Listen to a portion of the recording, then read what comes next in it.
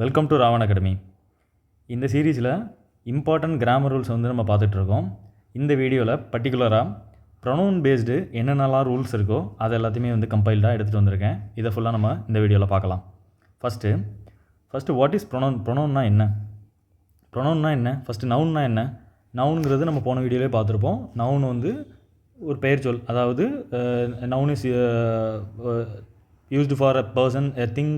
Noun is a word which is used for N person, ஒரு thing அல்லது வந்து ஒரு அனிமல், இந்த மாதிரி ஒரு பொருளுக்கோ இல்லை ஒரு மனுஷனுக்கோ ஒரு வேறு மெட்டீரியலுக்கோ நம்ம வந்து யூஸ் பண்ணுறோம் அப்படின்னா அதை வந்து நவுன்னு சொல்லுவோம். ஸோ இந்த நவுனை ரீப்ளேஸ் பண்ணி ஒரு வார்த்தையை யூஸ் பண்ணுறோம் அப்படின்னா அந்த வார்த்தை தான் ப்ரொனவுன். இப்போ சப்போஸ் ஒரு பையன் இருக்கான், Arun is a tall boy. For example நான் எழுதுகிறேன், Arun is a tall boy. Arun is a clever boy. Arun is a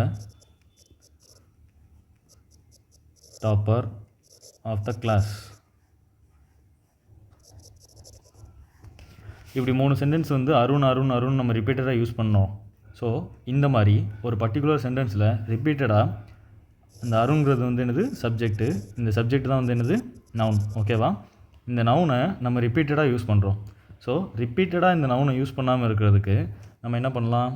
இந்த இடத்துல இந்த அருணுக்கு பதிலாக ரீப்ளேஸ் பண்ணி ஹீ அப்படின்னு போடலாமா?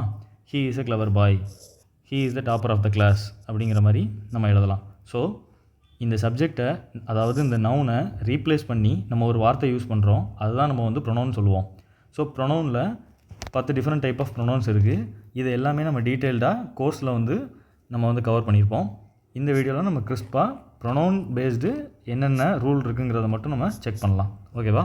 ஃபஸ்ட்டு, ஸோ பேசிக்காக இந்த விஷயம், இந்த டேபிள் வந்து உங்களுக்கு எல்லாருக்குமே தெரிஞ்சிருக்கணும். ஸோ நம்ம வந்து first person, second person, third person அப்படின்னு சொல்லி நம்ம மென்ஷன் பண்ணுவோம். அதாவது நம்ம பக்கத்தில் இருக்கவங்கள இல்லை இன்னும் தூரத்தில் இருக்கவங்கள. ஸோ இந்த மாதிரி first person, second person, third person இந்த மாதிரி சொல்லுவோம். இது வந்து ப்ளூரலில் எப்படி இருக்கும், சிங்குலரில் எப்படி இருக்கும். ஸோ சப்ஜெக்டிவ் கேஸ் எப்படி இருக்கும், ஆப்ஜெக்டிவ் கேஸ் எப்படி இருக்கும். ஸோ இது வந்து பொசசிவ் ப்ரொனவுன். பொசசிவ் ப்ரொனவுன்னா என்னது? நம்மளுடையது, அவனுடையது, அவளுடையது, அந்த மாதிரி உடைமையை சொல்கிறது வந்து பொசசிவ் ப்ரொனவுன்.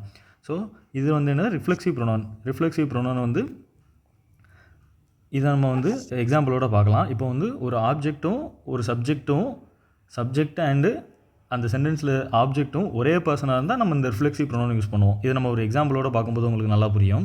சரி, இது வந்து நமக்கு கண்டிப்பாக வந்து தெரிஞ்சிருக்கணும். என்னெல்லாம் தெரிஞ்சிருக்கணும்? முதல்ல ஃபஸ்ட் பர்சன் சிங்குலராக இருந்தால் சப்ஜெக்ட் வந்து என்னது? ஐ. அதாவது நான் என்னை பற்றி பேசுகிறேன், ஐ. அதே இது ஆப்ஜெக்டாக இருந்ததுன்னா மீ. அதே இது ப்ளூரலில் வி, அதாவது நம்ம எல்லாம். ஸோ ஆப்ஜெக்டாக இருக்கும்போது அஸ்.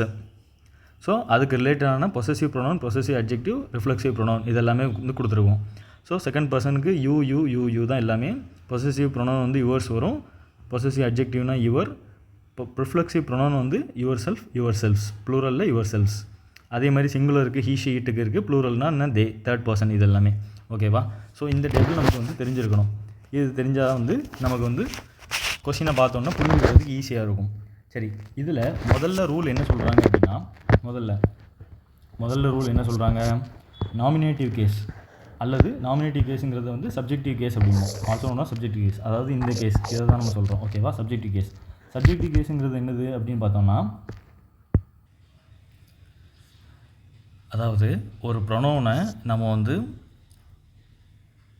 ஒரு சென்டென்ஸில் வந்து சப்ஜெக்டாக யூஸ் பண்ணோம் அப்படின்னா அந்த ப்ரொனவுனுக்கு வந்து ஏற்ற மாதிரி சப்ஜெக்டிவ் கிளாஸை வந்து யூஸ் பண்ணணும். அதே இது அந்த ப்ரொனவுனை வந்து நம்ம ஆப்ஜெக்டாக யூஸ் பண்ணோம் அப்படின்னா இதில் கொடுத்துருக்க நம்ம ஆப்ஜெக்டிவ் கிளாஸை வந்து யூஸ் பண்ணணும். ஸோ அதுதான் நாமினேட்டிவ் கிளாஸ் அல்லது வந்து சப்ஜெக்டிவ் கிளாஸ் வந்து என்னது? I, we, you, he, she, it, they.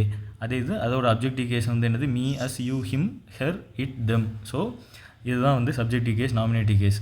So அந்த சென்டென்ஸுக்கு ஏற்ற மாதிரி அது வந்து ப்ரொனவுனாக இருந்தால் சப்ஜெக்டாக இருந்தால் சப்ஜெக்டிவ் கேஸு, ஆப்ஜெக்டாக இருந்தால் ஆப்ஜெக்டிவ் கேஸு. இதுதான் வந்து சொல்லியிருப்போம். இதுக்கு ஒரு 2-3 எக்ஸாம்பிள் கொடுத்துருக்கோம். இப்போ இந்த சென்டென்ஸில் பாருங்கள், he was looking at me. So இது கரெக்டாக? He was looking at me இது வந்து இப்போது இது இந்த மீ மீங்கிறது வந்து என்னது ஆப்ஜெக்ட்டு. ஓகேவா?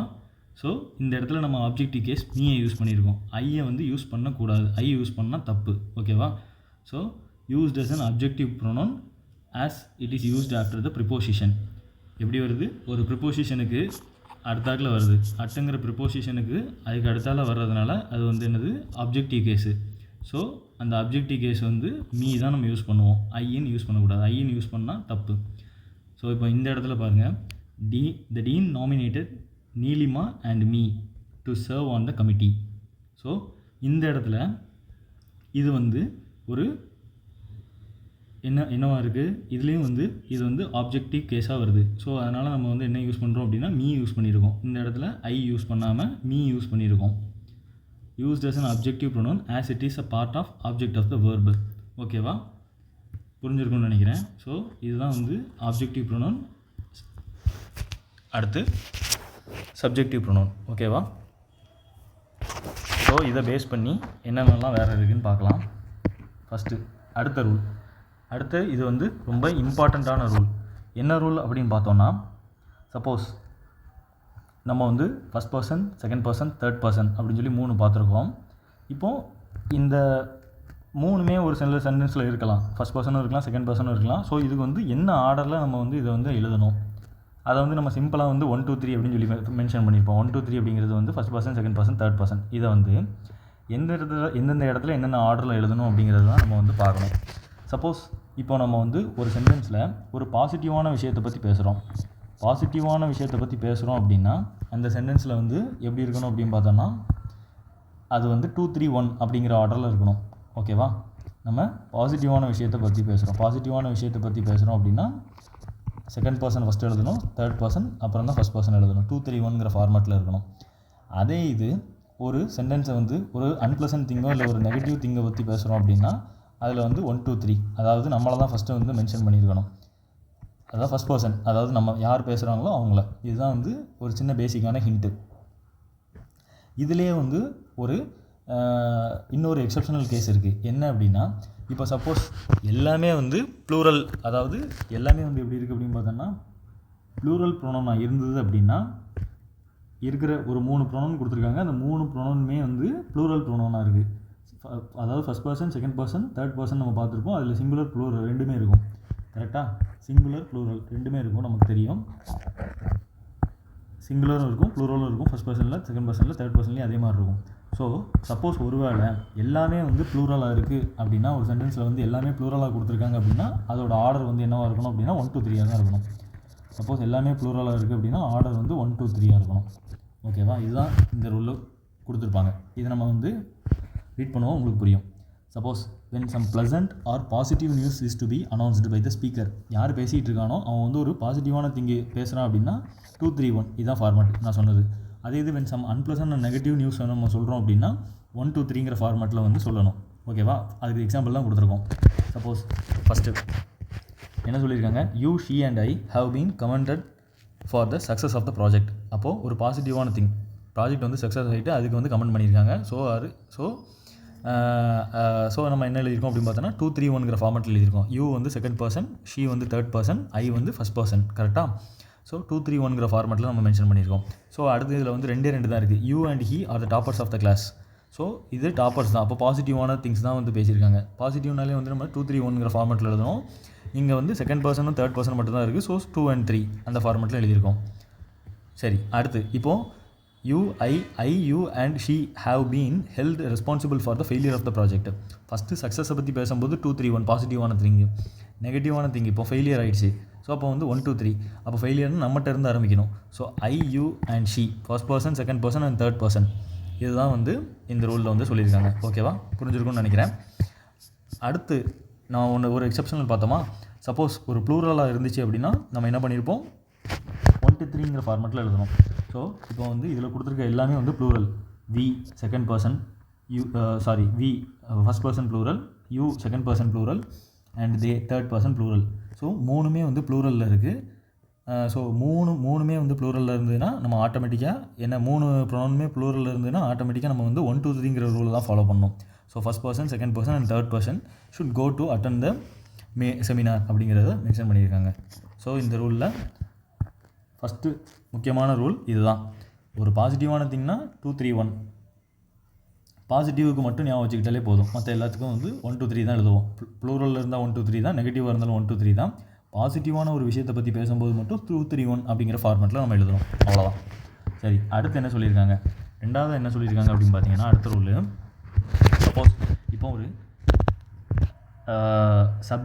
ஒரு சப்ஜெக்டை வந்து கம்பேர் பண்ணுறோம் அப்படின்னா அதில் ரெண்டுமே வந்து சப்ஜெக்டிவ் கேஸாக கரெக்டாக இருக்கணும். ஆப்ஜெக்டை கம்பேர் பண்ணும்போது ஆப்ஜெக்டிவ் கேஸாக இருக்கணும். மாற்றி கம்பேர் பண்ணக்கூடாது. அதுதான் மென்ஷன் பண்ணியிருப்பாங்க. எக்ஸாம்பிளோட பார்ப்போம், நல்லா புரியும்.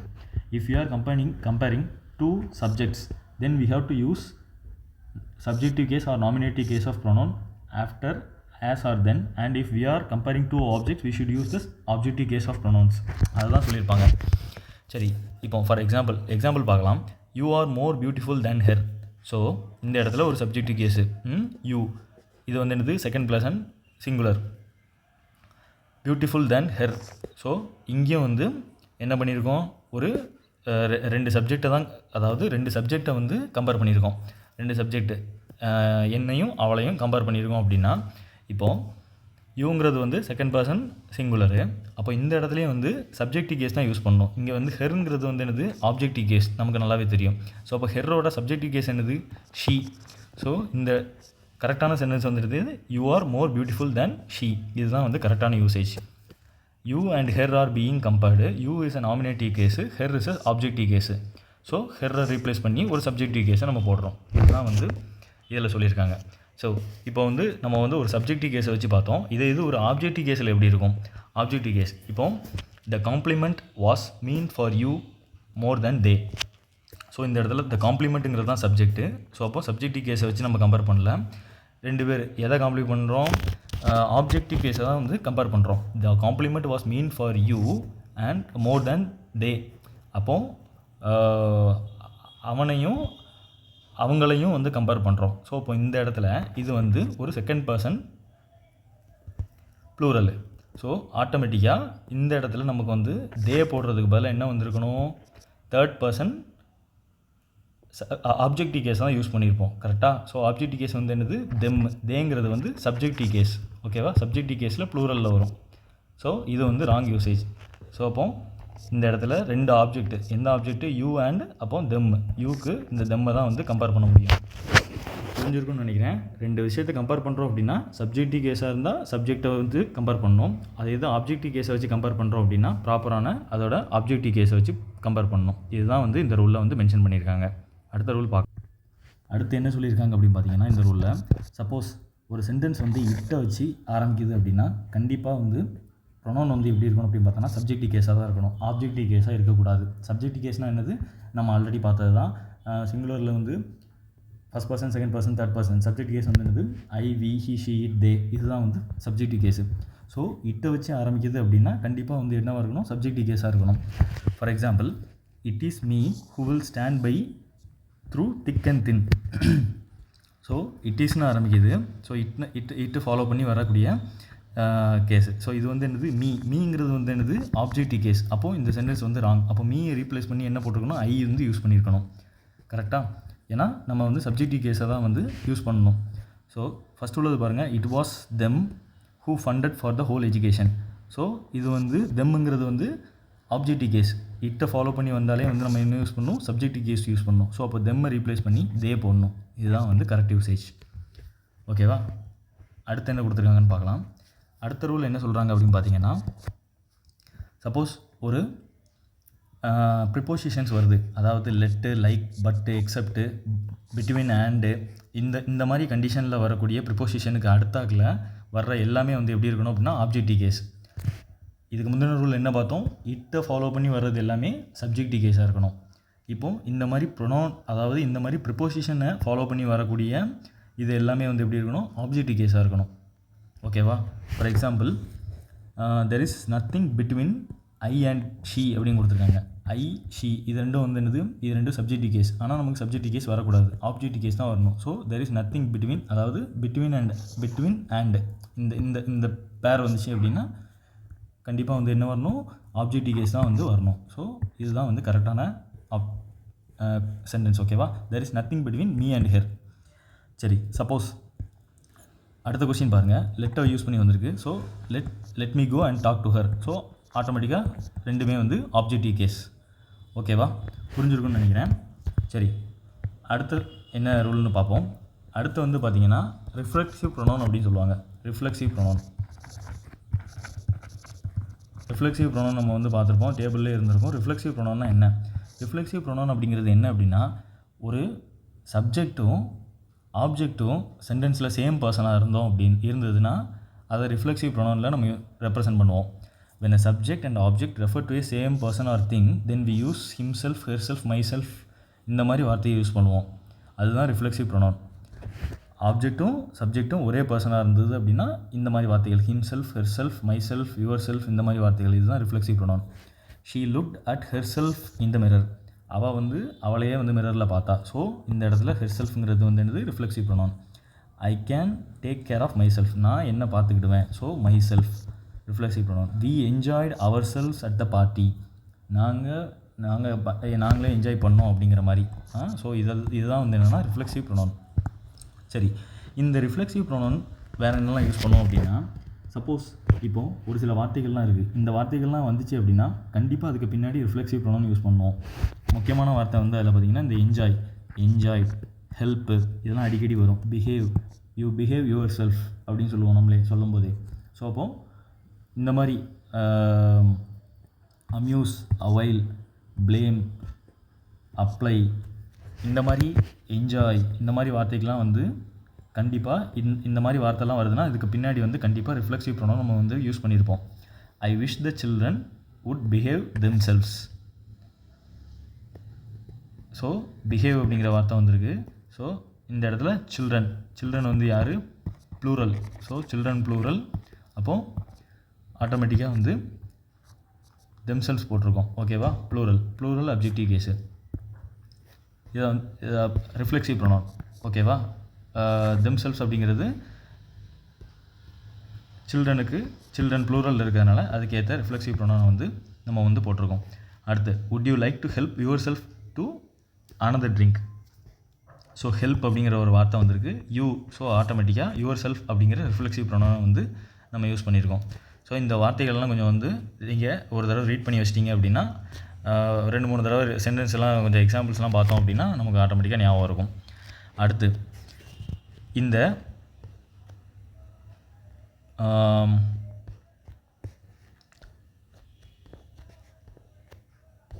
ஓகே, ஃபஸ்ட்டு இந்த ரூலில் வந்து ரிஃப்ளெக்சிவ் ப்ரொனவுன் நம்ம முடிஞ்சிருச்சு. இப்போ அடுத்து வந்து நம்ம பார்க்க போகிறது வந்து என்ன அப்படின்னு பார்த்தீங்கன்னா ரிலேட்டிவ் ப்ரொனவுன் அப்படிங்கிறது வந்து என்னது அப்படின்னு பார்த்தீங்கன்னா, இப்போ ஒரு பர்சனை பற்றியோ இல்லை ஒரு திங்கை பற்றியோ அடிஷ்னலான இன்ஃபர்மேஷன் கொடுக்குறது தான் வந்து ரிலேட்டிவ் ப்ரொனவுன். ஓகேவா? Relative pronoun are use to tell us more about a person or thing. ஒரு பர்சனை பற்றியோ இல்லை திங்கை பற்றியோ ஒரு அதிகமான இன்ஃபர்மேஷன் கொடுக்குறது தான் ரிலேட்டிவ் ப்ரொனவுன். ரிலேட்டிவ் ப்ரொனவுனில் என்னெல்லாம் இருக்குது அப்படின்னு பார்த்தீங்கன்னா ஹூம், தேட், விச், ஹூஸ், இதெல்லாம் ரிலேட்டிவ் ப்ரொனவுன். இப்போ அந்த ரிலேட்டிவ் ப்ரொனவுனுக்கு முன்னாடி, அதாவது ஆன்டிசெடென்ட் அப்படிம்பாங்க. ஆன்டிசெடென்ட் அப்படிங்கிறதுனா என்னென்னா அந்த ரிலேட்டிவ் ப்ரொனவுனுக்கு முன்னாடி இருக்கிறது ஒரு நவுனாவோ இல்லை ப்ரொனவுனாவோ இருக்கும். அதை பற்றி நம்ம வந்து அடிஷ்னல் இன்ஃபர்மேஷன் கொடுக்குறது தான் இந்த ரிலேட்டிவ் ப்ரொனவுனை யூஸ் பண்ணுவோம். எக்ஸாம்பிள் பார்த்தா உங்களுக்கு புரியும். The chair which is broken can't be used now. So சேரை பற்றி பேசியிருக்காங்க. இதில் அந்த சேர் விச் இஸ் broken, அப்போது த சேர் can't be used now அப்படின்னு சொல்லி முடிச்சிடலாம் இந்த சென்டென்ஸே இல்லாமல். ஸோ ஆனால் வந்து ஒரு அடிஷ்னலான ஒரு இன்ஃபர்மேஷன் கொடுக்கணும். அதுக்கு தான் வந்து என்ன கொடுத்துருக்காங்க அப்படின்னா விச் இஸ் broken அப்போ அது உடஞ்சிருக்கு, அதனால் உட்கார முடியாது. ஸோ அப்போ அந்த விச் அப்படிங்கிறது வந்து எதை மெயின் பண்ணுது அப்படின்னா அந்த சேரை. ஸோ அந்த சேர் அப்படிங்கிறது ஆன்டிசெடென்ட், அதாவது இந்த ரிலேட்டிவ் ப்ரொனவுனுக்கு முன்னாடி இருக்கிற, ஆன்டிசெடென்ட்னா முன்னாடி இருக்கிறது தான் வந்து ரிலேட்டிவ் ஆன்டிசெடென்ட் அப்படிங்கிறது இந்த ரிலேட்டிவ் ப்ரொனவுனுக்கு முன்னாடி இருக்க ப்ரொனவுன் தான் வந்து ஆன்டிசெடென்ட். ஓகேவா? ஸோ அதுதான் மென்ஷன் பண்ணியிருக்காங்க த சேர். ஸோ சேர் அப்படிங்கிறது ஒரு ஆப்ஜெக்ட். ஸோ ஆட்டோமேட்டிக்காக அதுக்கு ஏற்ற ப்ரொனவுன் வந்து விச் யூஸ் பண்ணியிருக்கோம். அடுத்த சென்டென்ஸ் பாருங்கள். I appreciate the manager who has always supported me. So மேனேஜரை வந்து நான் அப்ரிஷியேட் பண்ணுறேன். ஏன் அப்படின்னா அவர் வந்து எப்போதுமே என்னை சப்போர்ட் பண்ணுவார் அப்படிங்கிற மாதிரி. ஸோ அப்போது மேனேஜர் அது வந்து அவர் வந்து ஒரு பர்சன், அதனால் ஹூ அப்படிங்கிற ஒரு ரிலேட்டிவ் ப்ரொனவுன் நம்ம யூஸ் பண்ணியிருக்கோம். ஸோ ரிலேட்டிவ் ப்ரொனவுனோட யூசேஜ் வந்து இதுதான். சரி, அடுத்த ரூல் என்ன அப்படின்னு பார்த்தீங்கன்னா ஈச் எவ்ரி. ஸோ இந்த ஈச் எவ்ரி அப்படிங்கிறது ரொம்ப இம்பார்ட்டண்ட்டான ரூல்.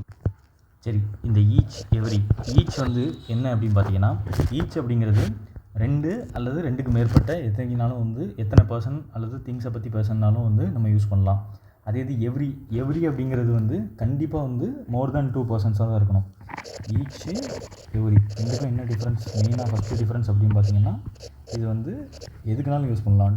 2 பர்சன்ஸ் 3 பர்சன்ஸ் ஆர் மோர் தேன் எனிதிங். இது மஸ்ட்டு மோர் தேன் 3 பர்சன்ஸ் இருக்கணும். மோர் தேன் 2 பர்சன்ஸ் ஃபஸ்ட்டு மோர் தேன் 2 பர்சன்ஸ் அல்லது திங்ஸ் இருந்தால் மட்டும்தான் நம்ம வந்து எவ்ரி யூஸ் பண்ணுவோம். ஈச்சுங்கிறது வந்து ஒரு இண்டிவிஜுவலை குறிக்கும். இண்டிவிஜுவலுக்கு யூஸ் பண்ணலாம். எவ்ரி அப்படிங்கிறது வந்து எதுக்கு அப்படின்னு பார்த்தீங்கன்னா, செகண்ட் குரூப்ஸை வந்து மென்ஷன் பண்ணுறதுக்கு தான். நம்ம வந்து ஒரு குரூப்பில் எத்தனை பேர், எவ்வளோ பேர் இருக்காங்க, எவ்ரி பர்சன் அந்த மாதிரி யூஸ் பண்ணுறதுக்கு தான் வந்து ஜென்ரலாக ஒரு குரூப் லிஸ்ட் ஆஃப் பர்சன்ஸை வந்து பார்க்குறது தான் வந்து எவ்ரிங்கிற வார்த்தையை யூஸ் பண்ணுவோம். ஸோ இதில் வேறு என்ன நமக்கு தெரியணும் அப்படின்னு பார்த்தீங்கன்னா, ஈச்சுங்கிற வார்த்தை ஈச்சை வந்து நம்ம வந்து எப்படி யூஸ் பண்ணலாம் அப்படின்னு பார்த்தோன்னா, ப்ரொனவுனாகவும் யூஸ் பண்ணலாம், அட்ஜெக்டிவாகவும் யூஸ் பண்ணலாம். அதே இது எவ்ரிங்கிற வார்த்தை அட்ஜெக்டிவாக மட்டும்தான் யூஸ் பண்ண முடியும். எவ்ரிங்கிறது வந்து அட்ஜெக்டிவாக மட்டும்தான் யூஸ் பண்ண முடியும். இது ரொம்ப இம்பார்ட்டன்ட். இது ரெண்டும் ரொம்ப இம்பார்ட்டன்ட். ஓகே, இப்போ இந்த ஈச் எவ்ரி அப்படின்னு வந்தாலே மேக்ஸிமம் வந்து எப்படி இருக்கும் அப்படின்னு பார்த்தோன்னா, இதோட வெர்ப் ஃபார்ம் வந்து என்னென்னா சிங்குலர் ஃபார்மில் தான் நம்ம வந்து எழுதுகிற மாதிரி இருக்கும். எல்லாமே வந்து சிங்குலர் ஃபார்மில் இருக்கும் வெர்ப் ஃபார்ம். ஓகேவா? அதுக்கு ஒரு சில எக்ஸாம்பிள்ஸ் எல்லாம் நம்ம பார்ப்போம். First, each cigarette we smoke is injurious to our health system. So each வந்திருக்கு, ஆட்டோமேட்டிக்காக நம்ம வந்து என்னென்னா சிங்குலர் ஃபார்மேட்டில் எழுதியிருக்கோம். ஸோ இந்த இடத்துல ஈச்சுங்கிறது வந்து என்னது, இந்த இடத்துல சிகரெட் தான் வந்து சப்ஜெக்ட்டு. ஸோ இது வந்து ப்ரொனவுன். கரெக்டாக? சப்ஜெக்ட் தான் ப்ரொனவுனுக்கு அப்போ முன்னாடி வந்திருக்கு. ஒரே சென்டென்ஸில் 2 சப்ஜெக்ட் 2 ப்ரொனவுனு நவுனு 2 வராது. ஸோ இது வந்து நவுன். கரெக்டாக? சப்ஜெக்ட் தான் இது நவுனு. ஸோ இது வந்து ஈச் வந்து ப்ரொனவுனாகவும் வரும், அட்ஜெக்டிவாக வரும்னு நம்ம பார்த்துருக்கோம். ஸோ ஒரே சென்டென்ஸில் நவுனுக்கு முன்னாடியே வந்து என்னென்னா ப்ரொனவுன் வர்றதுக்கு வாய்ப்பு இல்லை. அப்போ இது வந்து என்னது, அட்ஜெக்டிவ். ஓகேவா? இந்த இடத்துல சென்டென்ஸில் ஈச்சுங்கிறது அட்ஜெக்டிவ். ஸோ இதோட வெர்ப் ஃபார்ம் வந்து என்ன பார்த்தீங்கன்னா சிங்குலர், இஸ் யூஸ் பண்ணியிருக்கோம். ஸோ நெக்ஸ்ட் பாருங்கள், each of you is well mannered. So இந்த இடத்துல ஈச் ஆஃப் யூங்கிறது வந்து இந்த இடத்துல ஈச்சுங்கிறது எதை மென்ஷன் பண்ணியிருக்காங்க, இது வந்து என்ன மென்ஷன் ஆகுது அப்படின்னு பார்த்தோன்னா ப்ரொனவுனை மென்ஷன் பண்ணுது. ஸோ உங்களில் ஒவ்வொருத்தரும் ஈச் ஆஃப் யூ அப்படிங்கிறதுக்கு தான் வந்து இதை மென்ஷன் பண்ணுறோம். ஸோ அப்போ இந்த இடத்துல வந்து ஈச் வந்து ப்ரொனவுனாக இருக்குது. ஸோ ஆட்டோமேட்டிக்காக வந்து என்னென்னா வேர்ப் வந்து சிங்குலர் ஃபார்ம். ஓகேவா? இன்னும் ஒரு சில எக்ஸாம்பிள்ஸ் நம்ம பார்க்கலாம்.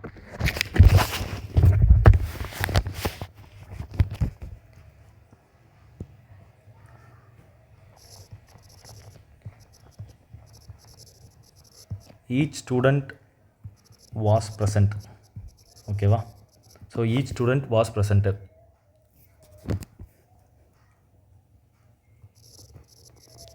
ஈச் ஆஃப் த ஸ்டூடெண்ட்ஸ்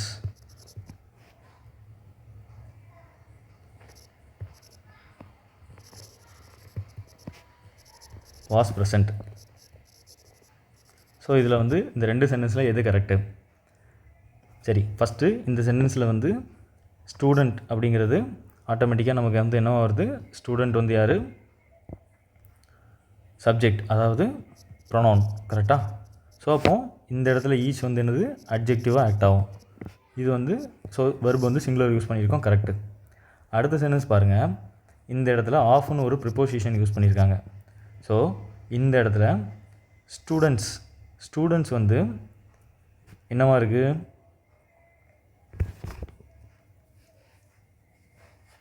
ஸ்டூடெண்ட்ஸுன்னு பார்த்தோன்னே ஆட்டோமேட்டிக்காக நம்ம இந்த இடத்துல வேர் வரும், ப்ளூரல் அப்படின்னு நினைக்கக்கூடாது. ஸோ இது வந்து தப்பு. இந்த இடத்துல என்ன வரும் அப்படின்னு பார்த்தீங்கன்னா வாஸ் தான் வந்து கரெக்ட், வேருங்கிறது வந்து தப்பு. ஸ்டூடெண்ட்ஸ் இந்த இடத்துல இந்த ஈச் வந்து இதுதான் வந்து மெயின் சப்ஜெக்டாக ஆக்ட் பண்ணுது. ஸோ இந்த ப்ரிப்போசிஷனுக்கு முன்னாடி வர்றது தான் மெயின் சப்ஜெக்ட்டு. ஸோ இது வந்து என்னென்னா ப்ரொனவுன். இந்த சென்டென்ஸில் ஈச் வந்து ப்ரொனவுனாக ஆக்ட் ஆகுது. So each of the students அப்படிங்கிறது correct. Each of the students அப்படின்னாலும் நம்ம வந்து வெர்பை வந்து சிங்குலரை யூஸ் பண்ணணும். ஸோ வாஸ் தான் வந்து correct. Each of the students was present அப்படிங்கிறது தான் வந்து கரெக்டான யூசேஜ். ஓகேவா? இன்னும் ஒரு எக்ஸாம்பிள் கொடுக்குறேன்.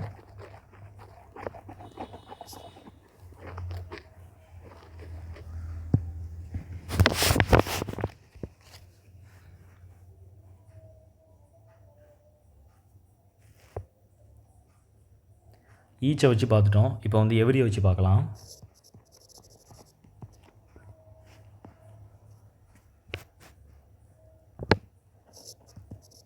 Every girls was present.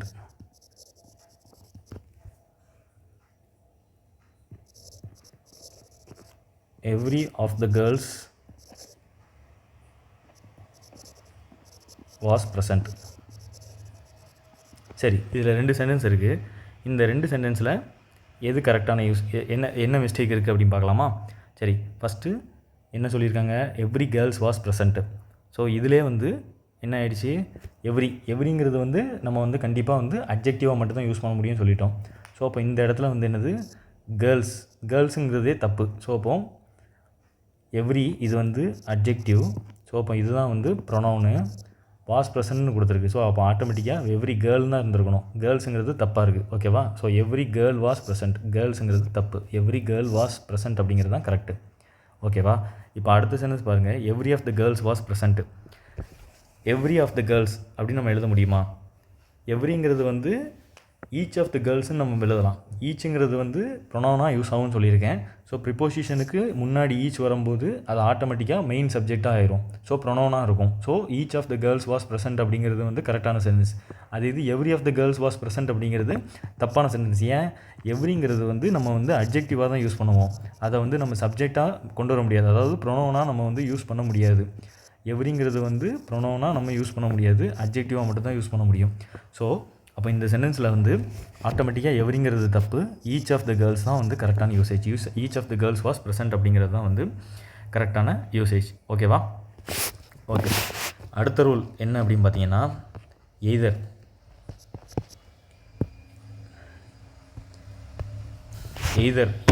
Neither இந்த ரெண்டும் ஒரு முக்கியமான ரூல். எய்தர்னா என்ன? எய்தர்னா இது அல்லது அது. பாசிட்டிவான ஒரு விஷயத்தை 2 பர்சன்ஸை வச்சு கம்பேர் பண்ணும்போது நம்ம சொல்கிறது தான் எய்தர். அதே இது நெய்தர் அப்படின்னா நெகட்டிவான விஷயம். எய்தர் அப்படின்னா பாசிட்டிவான விஷயம். இவன் அல்லது அவன், அது அல்லது இது, அந்த மாதிரி ரெண்டையும் பற்றி ஏதோ பாசிட்டிவாக சொல்லும்போது எய்தர். நெய்தர் அப்படின்னா 2 பேரை வச்சு கம்பேர் பண்ணுவோம், ஆனால் வந்து நெகட்டிவ் மீனிங். இதுவும் இல்லை அதுவும் இல்லை அப்படிங்கிற மாதிரி சொல்கிறது தான் நெய்தர். ஓகேவா? அப்போது either means one or the other two peoples or things only singular verb are used. இதுதான் முக்கியம். எய்தர் நெய்தர் ரெண்டுக்குமே வந்து என்னென்னா வெர்பு வந்து சிங்குலர் ஃபார்மில் தான் யூஸ் பண்ணணும். For example, either of the 2 athletes is a footballer. So 2 athletes 2 பேரை பற்றி பேசுகிறோம். எய்தர்னா என்னது? இவன் அல்லது அவன் 2 பேருமே வந்து என்னென்னா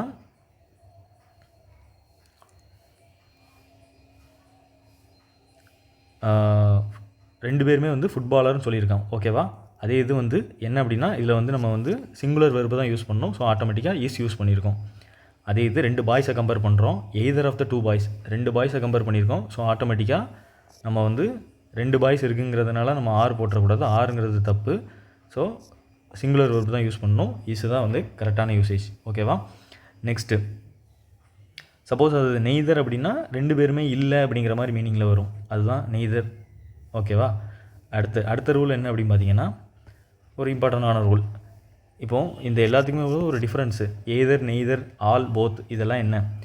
போத்துங்கிறது வந்து என்ன அப்படின்னு பார்த்தோன்னா, போத்துங்கிறது எப்போதுமே வந்து பாசிட்டிவான சென்டென்ஸுக்கு மட்டும்தான் நம்ம வந்து யூஸ் பண்ணுவோம். போத்துங்கிறது. ஓகேவா? இது ரொம்ப இம்பார்ட்டண்ட்டு. இந்த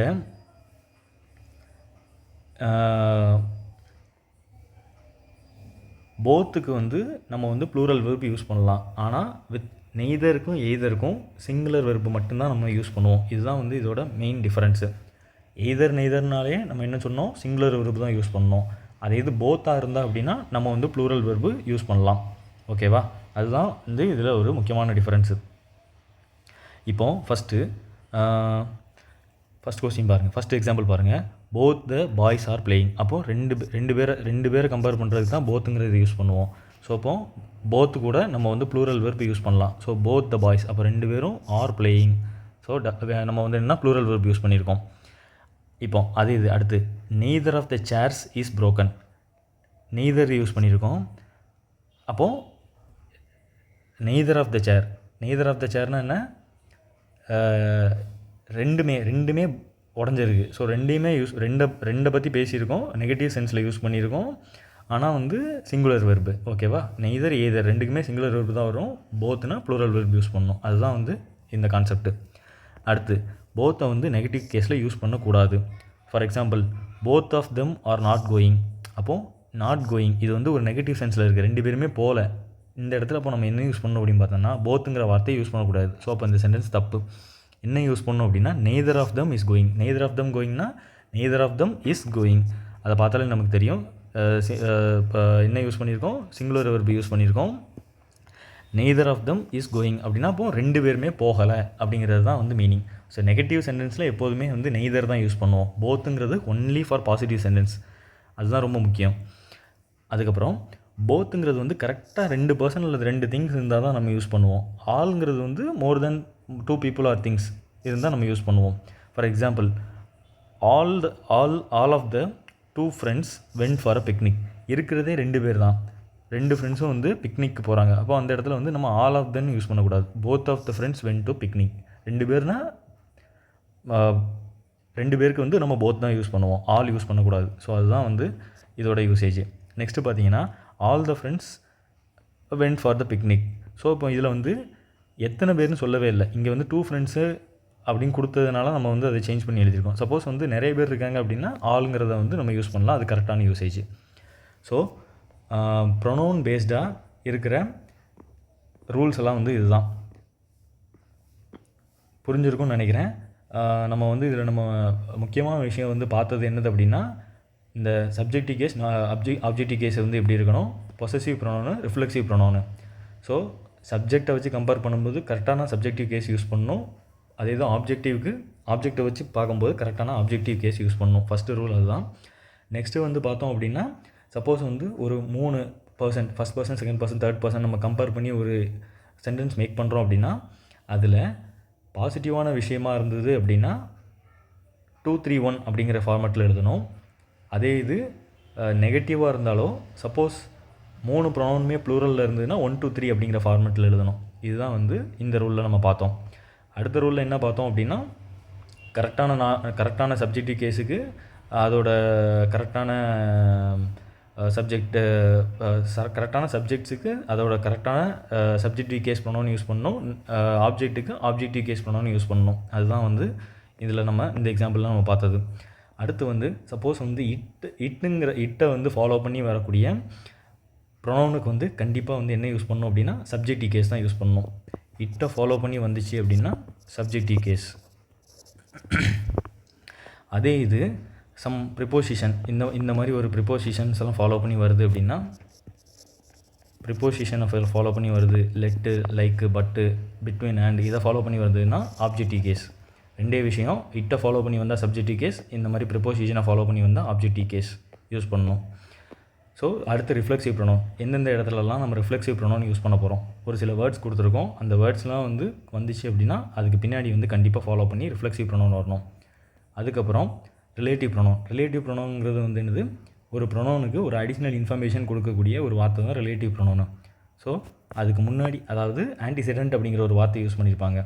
அதுக்கு அந்த முன்னாடி இருக்க ப்ரொனவுன், அந்த ப்ரொனவுன் வந்து என்னது அதை பொறுத்து ஒரு ஆப்ஜெக்டாக இருந்ததுன்னா அதுக்கேற்ற அந்த ஆன்டிசெடன்ட்டுக்கு ஏற்ற ப்ரொனவுன் யூஸ் பண்ணணும்.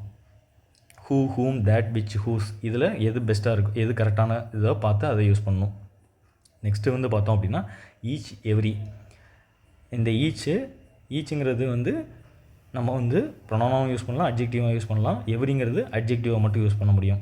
ஸோ அதை ஃபாலோ பண்ணி வரக்கூடிய எல்லா வெர்புமே வந்து என்னென்னா சிங்குலர் வெர்பாக இருக்கணும். இதுதான் இந்த கான்செப்ட்டு.